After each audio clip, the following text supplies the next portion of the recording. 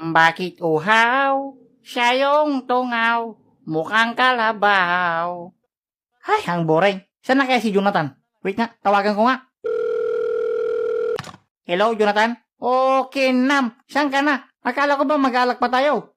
Hello, Douglas? Hello? Bakit ganyan busis mo? Okay ka lang ba? Ang lakas ng tama mo ngayon ah. Kagabi nasa spaceship ka lang, ngayon busis babae ka na. Douglas, ako to, sobre. O Jonathan, may tanong pala ako sa'yo. Nakita mo ba ako sa inyong brief ko? Brief? Oo, yung one piece sa harap tapos bindin sa likod. Ha? Yung may butas nga sa harap para pag ihi ko kahit di ko natanggalin, hindi ko alam kung saan na yun eh. Yun na lang kasi yung natirang brief ko. Sabi ko naman kasi sa'yo, dapat pinapaalam mo kung gagamitin mo. Wag mo na lang sabihin sa iba na wala akong brief. Nakakahiya kasi, baka sabihin nila kayo brief. Lalong di ako sagutin nun. Saan ka na? Hoy, Douglas, ako to, sobre. Ubre? Oo, namalikatan ng tawag. Ha? Hindi. Ikaw talaga yung tinawagan ko. Special ka sa akin eh. Okay? Sabi mo wala kang brief? Wala. Chabi ka ata. Chabi. Excuse me, ako, Chubby? Yung nagpuputol-putol ngayon na busis? Chubby yon. Oo nga, yun naman yung sinabi ko. Lasing ka ba?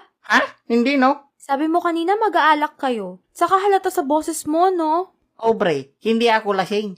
Pagod lang ako kakainom. Hay nako, Douglas. Paano may expect na sasagutin kita? Kung di mo nga magawang baguhin yung simpleng bagay sa buhay mo. Bre, get me explain. Bahala ka, Douglas. Huwag mo hintayin na ikamatay mo pa yung sobrang pag-inom mo. Bye na nga. Nagalit na naman sa akin si Aubrey. Kawawa naman ako. Nay, bakit walang laman yung alak ko? Oh. Nya! Nay, nakatulog ata ako ah. Hi, Okay, Nam. Sino ka? ako si Kamatayan. Oh, kamaatan. Kamatayan. Kayamatan. Sundo na lang tawag mo sa akin. Sundo? Oo, dahil ako ang naghahatid sa mga ligaw na kaluluwa. Nakakatakot, di ba? Oh, ang sipag mo naman. Buti hindi ka tinatamad.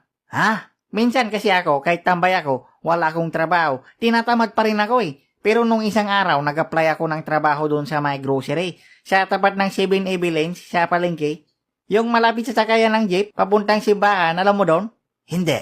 Oh, sabi sa akin nung boss ko, sigurado ka na ba na ready ka sa trabahong to? Sabi ko naman, wait lang, pag-isipan ko. Tapos sabi niya, tanggap ka na, pwede ka nang pumasok bukas, basta bawal ang alak. Kaya ayun, nag-resign ako. Ano na ulit pangalan mo? Sundot? Hindi mo ba alam yung nangyayari ngayon? Siyempre alam ko. Hindi porkit lasing ako, di ko na alam yung nangyayari sa paligid ko, no? Okay, sorry. Ano bang nangyayari ngayon? Isa ka ng ligaw na kaluluwa, Douglas. Paano mo nalaman yung pangalan ko? Nandito ka sa listahan eh. Sunduin daw kita mga 4:30 na madaling araw. Isa akong ligaw na kaluluwa? Oo, tingin ka sa likod mo. Ay, Sims, ang pangit. Ikaw yan. Ha? Gulat ka, no? Kulot ako? Oo, at patay ka na. Ako? Bakit mo ko pinatay? Ang hirap ko mausap ng tanga. Hindi kita pinatay. Inabuso mo lang masyado yung katawan mo, kaya ayan tuloy, tigok ka. Ala, hindi pwede to. Paano na yung mangyayari sa mga alak ko? At kay Aubrey, At pala, si Aubrey. Ano na mangyayari sa mga alak ko? wala tayong magagawa. Pinili mo maging lasinggero eh. So, ako si Douglas. Lalaki ako at kaya kong gawin lahat ng gusto ko. Kaya mo bang magpatuli? Okay, kalmahan mo lang. Ang dami mong salita. Halika na nga, dadali na kita sa kabilang buhay. Wow. Teka lang, pre. May gagawin pa sana ako eh. Ano naman yon? Kaharanahin ko muna sana si Aubrey. Pero pinag-isipan ko kung ano kasi yung kanta na kakantahin ko sa kanya eh. Huwag mo na ituloy, narinig ko na boses mo. Yan ang magandang gawin ko para mapasagot ko siya. Bakit di ka mag-pick up lines? Ginawa ko na dati yun. Di naman effective. Aubrey, lugaw ka ba? Bakit? Kasi bagay ka sa itlog ko. Tama na, sumama ka na sa akin. Madami pa akong susunduin. Ay, nagagrab ka? Nagbibiro ka ba? Hindi, pero gusto mong makarinig ng joke. Ay, eto na naman. Anong tawag sa grab na bumaliktad? Ano? Bird. Namitabid. Wala ka talagang alam. Sinasayang mo oras ko, pre. Sumama ka na. Wow. Teka lang, pre. Ayokong sumama sa'yo. Madami pa akong pangarap sa buhay. Puro alak nga lang inatupag mo eh. Anong alak? Minsan nagsisat din ako, no? Bonak, yun din yun eh. Ayaw nga, no? Huwag mo na akong pahirapan, sumama ka na lang. Pag ako nalit pa dito, baka matanggal na ako sa trabaho. Bakit? Saan ba tayo pupunta? Ay, depende. Pwede sa langit o sa impyerno. Ha? Feeling ko sa langit mo ako dadalhin, di ba? Sobrang bait ko kasi, di ba? Sige. Parang di ka sigurado ah.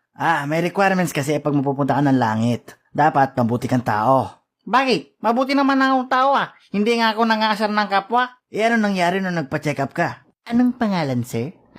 Wag mo sabihin kalbo. Wag mo sabihin kalbo. Wag mo sabihin kalbo. Panot. Okay. Pero at least hindi ako nagsisinungaling. Naliligo naman po kayo, sir, no? Ay, hindi. Kahit na. Puro kawalang yaan ginagawa mo eh. Sobra ka naman. Anong isang araw pala nakatulong ako sa bulag? Saan po yung barangay hall dito? Doon. Wala. Sabi dito sa impyerno ka talaga mapupunta. Dali na, malapit na next sked ko. Oh, ba't ka umiyak? Nagsisisi lang ako, pre. Dapat pala inayos ko na ang buhay ko dati pa. Sana nakinig na lang ako sa mga tunay na kaibigan ko. Gusto mo magbago? Oo. Titigilan mo na yung alak. Minsan. Anong minsan? Oo, titigilan ko na. Sige na nga. Pagbibigyan kita. Hindi pa kita susunduin ngayon. Bibigyan pa kita ng oras para ayusin ang buhay mo. Oh, talaga? Oo. At lagi mong tandaan, masyadong maikli ang buhay para sayangin sa lungkot at katamaran. Lagi mong pipiliing maging masaya. Babush na ako. Wow, thank you kamahatan. Promise, hindi na ako. Minsan lang ako basta hindi na. Ha? Bumalik na ako sa katawan ko. Yes! Wait lang, tawagan ko si Aubrey.